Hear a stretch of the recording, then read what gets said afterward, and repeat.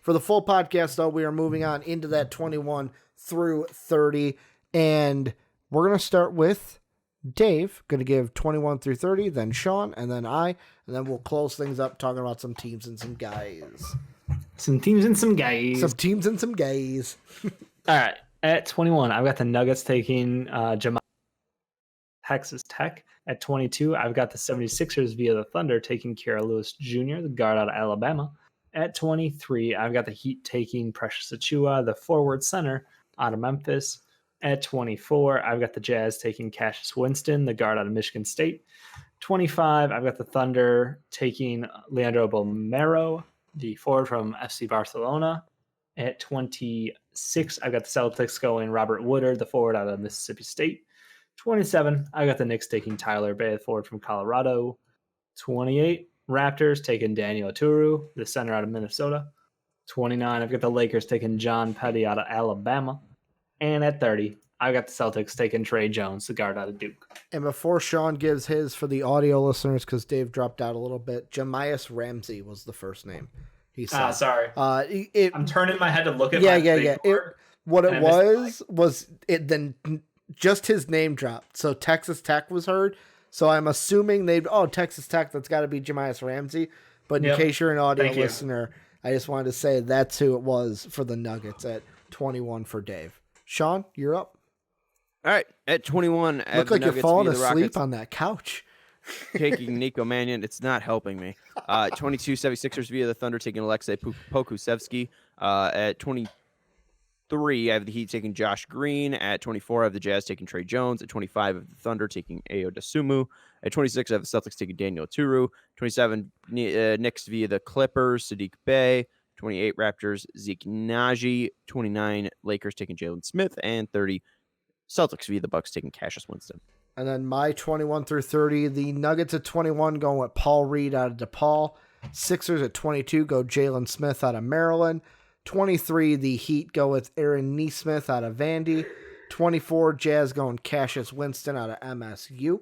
The Thunder at 25 go Patrick Williams out of FSU. The Celtics at 26 go Isaac Okoro out of Auburn. Knicks at 27 go Daniel Othuru at center from Minnesota.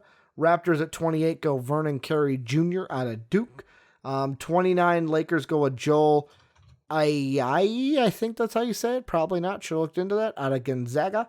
And then 30, Jahmi'us Ramsey, the guard out of Texas Tech, going to the Boston Celtics. Ayayi.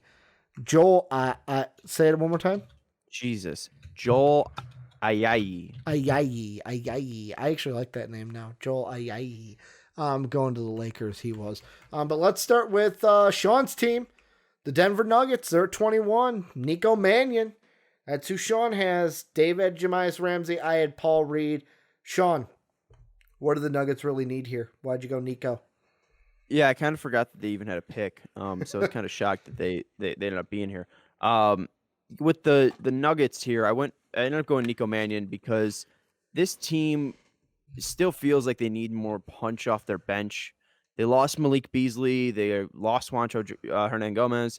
They lost a lot of pieces in the trades that they made during the trade deadline. I think, they could take a guy in Nico Mannion who might not be the best prospect, but he still is fairly skilled. And if you put him in a situation that is so team-oriented, it might flip him because we see him as such a selfish player that if you have him buy into the whole culture of Denver, he might be able to be a good bench guard for you that can come off and score and get you 15 or 10 or whatever. Sure. I ended up going a little different route because I don't like Nico Mannion. Well, one thought I wanted to say is, I want this question for Sean. Oh, is Nico Mannion a first round pick? For sure, no. Why? I think he's a top 30 player, but the issue with his inability to get his teammates involved, his inability to be an efficient scorer, I think that he's going to be.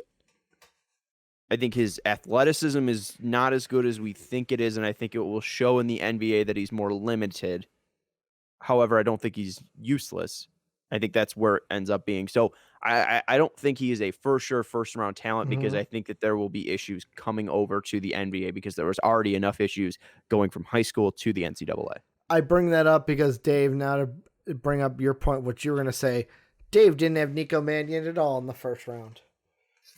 I just noticed That's that correct. you didn't have, and that I think is asinine, but that's a conversation for another day. Clearly, Nico Mannion and Jade McDaniels, we both share very different opinions on their talent. Mm-hmm. I think a man who has no first step as a point guard is not going to be valuable in the NBA. I wouldn't say no first step. I would say limited first step. Like I said, conversation for another day. Just an interesting thing. 21 through 40 range for sure. You know, wait, why is it a conversation for a different day? Because I don't want to derail the podcast. Isn't this a mock? Isn't the whole point of a mock draft to talk about the players that are in the mock draft? And Nico Mannion's in the mock draft. And talk about the Nuggets. Yes, but I didn't want to derail. I didn't want to derail the podcast from the Nugget talk. I wanted to focus on the Nuggets because that's what we were talking about. Because if we go into it, it's just going to spiral off into a. In theory, I agree. Nuggets need bench score. You know who can score from the bench? Mm-hmm. Jahmi'us Ramsey. Yeah, he shoots really well. He plays good enough defense. I think he's an instant plug-and-play player off their bench. I don't think they're looking for someone who's going to need the ball in their hands constantly to score. He's someone who will play excellently within their system. I think he's a perfect fit for this team. But I think Nico Mannion is super limited. Mm-hmm. People got to quit. Yep. And I don't understand the love for him. I think he is a 20 through 40 pick.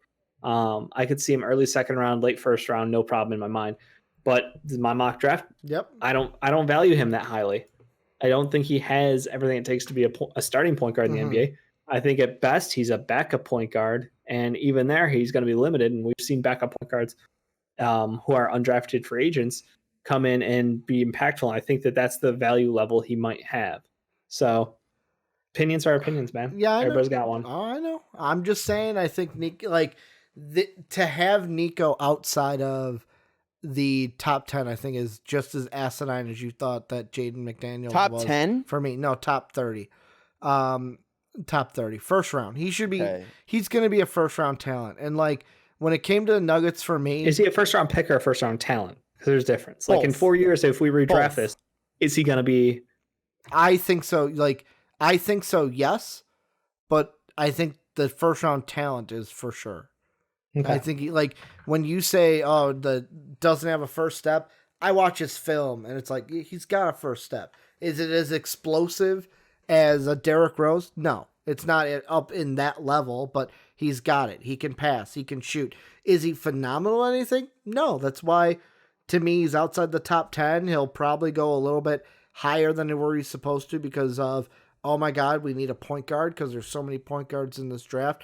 Let's grab one now. But with the Nuggets and me, I was going away from the guard because I looked at their 4 position, and it's like, after this year, you've got Noah Vonleh and Paul Millsap that are up, and your only 4 is Michael Porter Jr. And we love what we saw from Michael Porter Jr., but how much stock can we put into him yet? I feel like I know what he's going to be, but it's kind of like what we talked about in the top 10. I can't remember what team it was. I think it was the Pelicans, because we talked about taking Wiseman because of Zion's injury. And I feel like this is the same, this is a similar pick where I saw Paul Reed. Paul Reed to me has the talent to be Paul Reed from DePaul. No, I'm just the reason why we talked about that Wiseman Zion thing was more of Zion right now. We know he can step in and average 20 points per game. Yes. And that team has a lot of contract issues. So if they think their best time to win right now is, 2021 or 2020, that's why they would take Wiseman, because he automatically would just fit a role that they need and they could plug and play and they upgrade their starting lineup. Yes. Yeah. Here I'm saying it's because Michael Porter Jr., let's say he doesn't pan out, or he flattens, let's say, where his curve isn't going up, it flattens out. Paul Reed gives me a safety blanket at the 4. It gives me somebody who I don't have to worry about an injury history. And if it takes Michael Porter Jr. a little bit longer to get where we think he's at, Paul Reed would be cheaper than a Millsap and would be better than a Noah Vonleh, in my opinion. So that's why I went with Paul Reed. Dave, I'm just realizing this. Did you not have Patrick Williams on your board at all? I'm pretty sure copy paste went wrong somewhere. I already had to fix one mistake. He was on my board, but he's not on this one. I would have had him in the late teens, by the way. Okay. Because I had him and Jaden McDaniels, and I think I had the Blazers take him in my initial one. I was just thinking because Ricky, I think Patrick Williams might be a better fit there. For the Nuggets. To me, either and that was a guy that I was thinking of just because. Yeah. I don't know if I 100% buy in the fact that Michael Porter Jr. won't be Michael Porter Jr. I think they're slowly working him around. But I think the question is there because of the injury history, is it not? Like, it's got to be this a little bit of a similar worry of like, will the injury, especially because of his family too, like. They've got fucking the poorest knees in the Porter household. With how many ACL injuries they've had. I mean, where's 16. Where's my wood? Knock on wood that he doesn't get a fucking ACL injury. I'm not wishing that on the guy. But I think there's got to be a little bit of a question, a little bit of a worry, like in the back of the head that it might happen.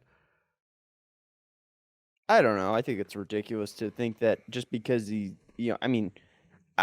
don't know. We've tried to look this up if ACL injuries are hereditary, but I don't know. We haven't seen him get injured yet, at least to that extent. So I'm not too worried about it. I just think that this team needs to just fill out their depth, and that's the biggest part of this draft is depth. Paul Reed will help them right away, but I think a guy like Patrick Williams, especially if he's on the board, is too good to pass up. Agreed. And then the other team we have down out of the Utah Jazz, where all of us are in agreement, they need a point guard. A veteran point guard. A veteran point guard, too, where Sean has Trey Jones, the veteran from Duke. Dave, I have the veteran from Michigan State. Like, is that the main need for this team? They just need a point guard, a veteran point guard? God, yes. I mean, Mike Conley this year. I don't even know what to describe his effort and his play style as. He won the horse competition, I think, though, so good for him. Mm-hmm. Yeah, he beat Zach he's in done the a basketball court all year.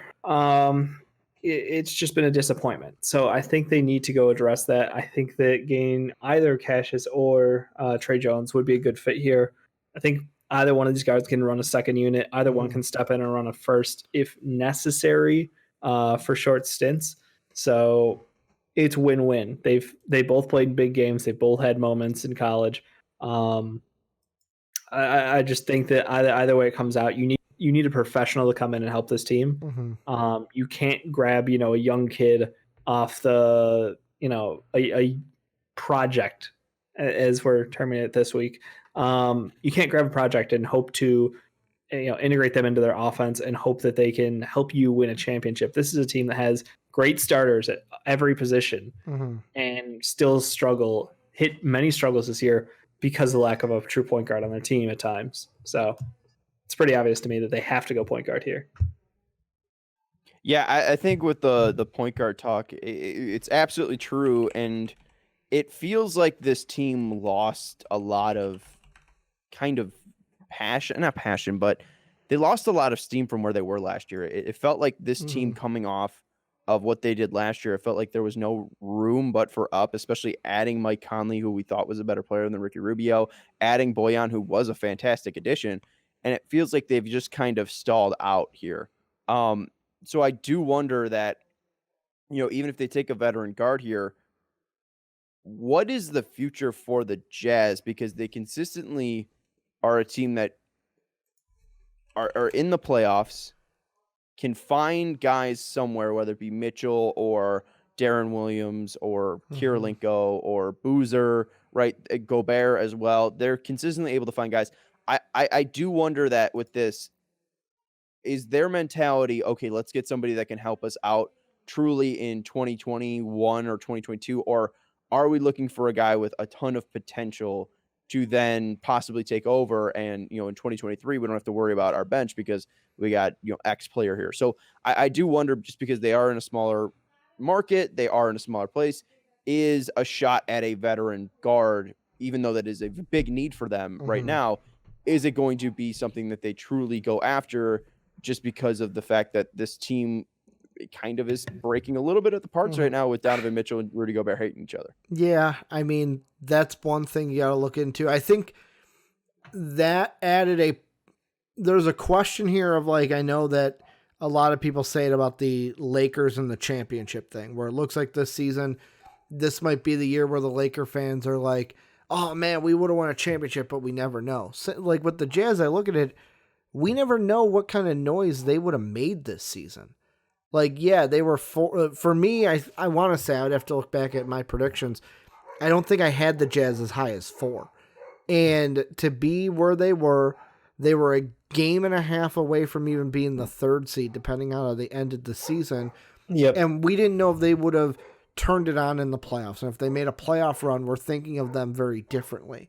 So I feel like this team, because of what's going on right now in the pandemic that we're in, it's basically could have turned on, wow, we're really high on the Jazz, to where, wow, their team might be breaking at the seams because they were at the center of it all, basically. Like, the NBA ended, the NBA stopped because of a game that they were involved in. That Not just the NBA. I would say America. Well, America. Well, the NBA was first, then it trickled out to everywhere. No, that's what I'm saying. I think literally that was the episode. Like, that's what was stopped the it NBA. all. Yeah. Yep. And it all rooted into Rudy Gobert. I'm not saying it's like he meant to do it. He didn't. But, like, he was the one at the center. Say he was egging it down a little. Not going to get into it. Basically, that relationship could be torn up. Right. No, I understand. And it's true. Like, this was a Jazz team that going into this had them at number 1 overall team as far as positional rankings because they had so many excellent starters.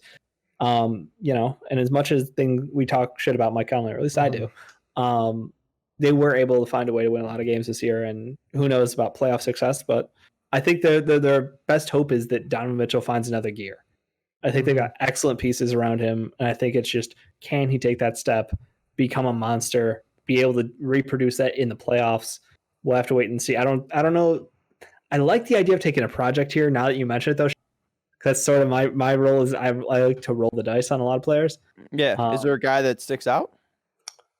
Well, that would be available on the board or in that area? I don't. I think the last mock I had Pokusevski there. Yeah, for you, Pokusevski, I might move like Robert Woodard up there. He might be an interesting talent for them if they're. I'm sorry. Yeah, what Yeah, I might move him up there because I think he is.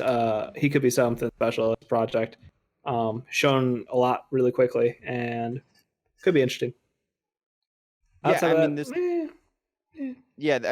really, it kind of starts getting a little bit thin when it comes to projects. I mean, Balmaro would be one too that at 24, he's one below. You have him going 25. I think he could be a guy too that fits into that project mold. That if Balmaro is available, I think the Jazz would definitely consider it. Especially, I mean, we saw what Jingles was able to do when he went over there, and I mean, he's a quicker, more athletic Jingles. Maybe not as good a defender, but he's got a passer. Yeah, Balmaro's a great passer. I'm not gonna. Joe Ingles. I would love to see that passing competition. 8-9 assists a game for a while there. Balmaro is doing it flashier. Maybe one of those blog boys that you love to talk about. Tyrell Terry. Tyrell Terry would be that's a good name to drop right there. The Jazz kid with some unlimited range. If you want to read up more about him, Kevin O'Connor, first big board, and it is an interesting read. It was a little shocking in a lot of the positions out there. And Tyrell Terry is somebody who he put a spotlight on. Undersized guard, great range, good shooting from all 3 levels. Obviously make for himself. Yep. Have some issues defensively, but like outside of that, like.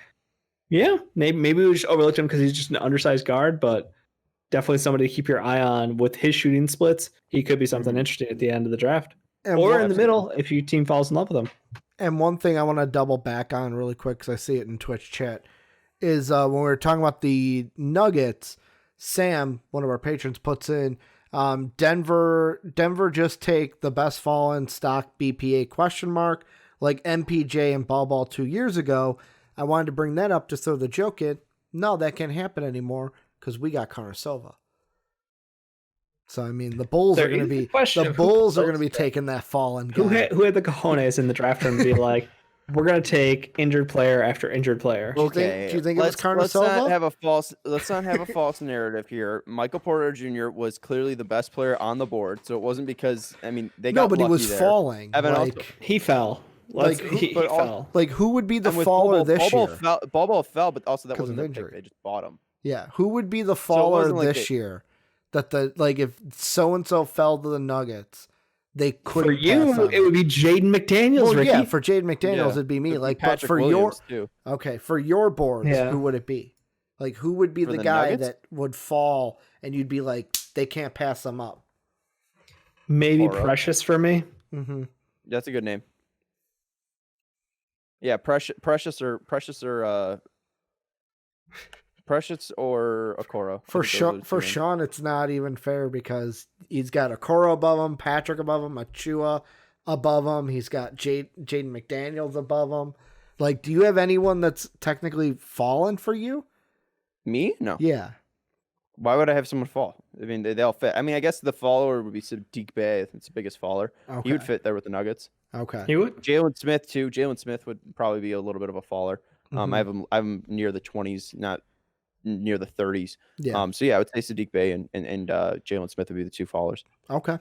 And then the other ones that we have listed, we have 3 players down for this one: Jahmi'us Ramsey, Vernon Carey Jr., and then John Petty. Well, I'm sorry. Do you want to do this? I just wrote those names down just because Yeah. they're fresher names. I mean, we can just guys just want to pick one player and we'll wrap this up. We'll pick Sure. one player. Go like ahead, and Sean. we'll You do it that way. start.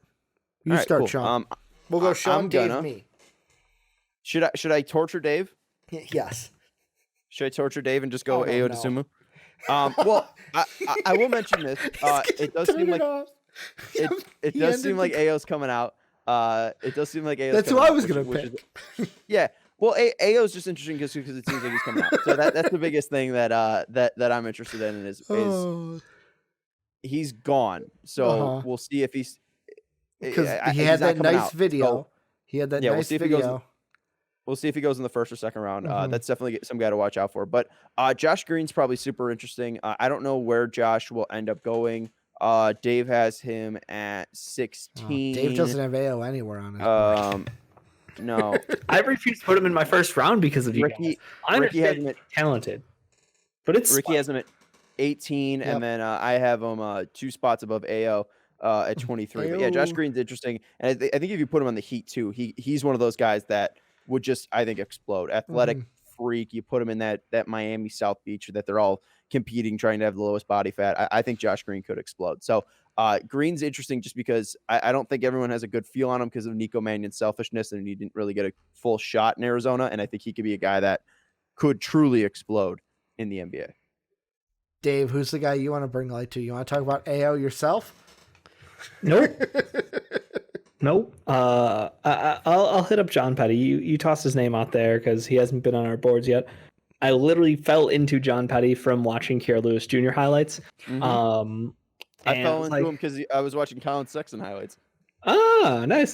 See, he's a great been on the team for a while. off-ball player. Yeah, he's a junior in college. Couple years in, he's year-over-year improvement. Mm-hmm. Great shooter from the outside.